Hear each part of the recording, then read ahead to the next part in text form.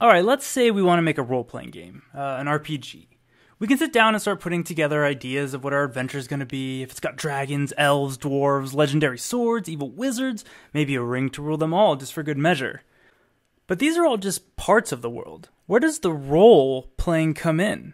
Why is it even called a role-playing game? Well, back in ye olden times, the 1950s, groups of nerds would occasionally gather to play war games. These were tabletop combat games where the player controlled armies and did battle with one another.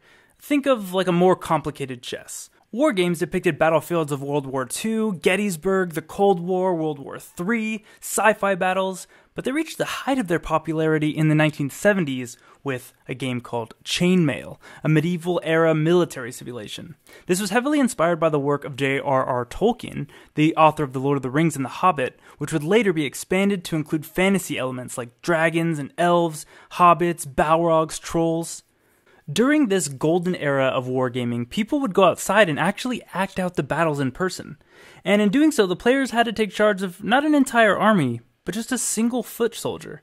And it actually was a lot of fun. So Gary Gygax, creator of Chainmail, made a spin-off game called Dungeons & Dragons. Most of the rules were lifted straight from Chainmail and put into use in D&D, but it was immensely successful. Players were enthralled by this new game of pretending to be a hero or a villain, living out a life in another world.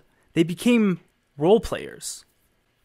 RPG games became so popular that people started to want to play them by themselves, so they could keep playing when their friends weren't even around. This spawned text-based games like Zork, where a player could issue commands to a computer and have the freedom to explore a game world, but only through text form.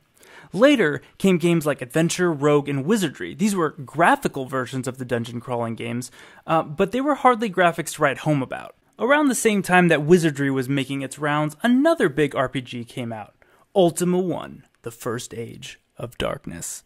Ultima created a large, sprawling world full of elves and dwarves, wizards and kings that the player could talk to or slay. It also had space travel, and even an arcade-like space battle, because it was cool. But these games were mostly flawed. The first stumbles into the massive genre of RPGs, which has more subgenres than any other, from roguelikes to action RPGs, MMORPGs, tactical RPGs.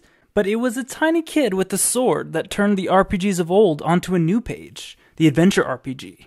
Nintendo's release of The Legend of Zelda for the NES was the first game to include saving and real-time combat for hacking and slashing your enemies. It took what Ultima tried to do, but removed all the clutter, made a nice clean slate with a rock-solid design. The game was focused on finding your own path, changing the player from a nobody to a hero in little green cloths. Nintendo had made their next masterpiece.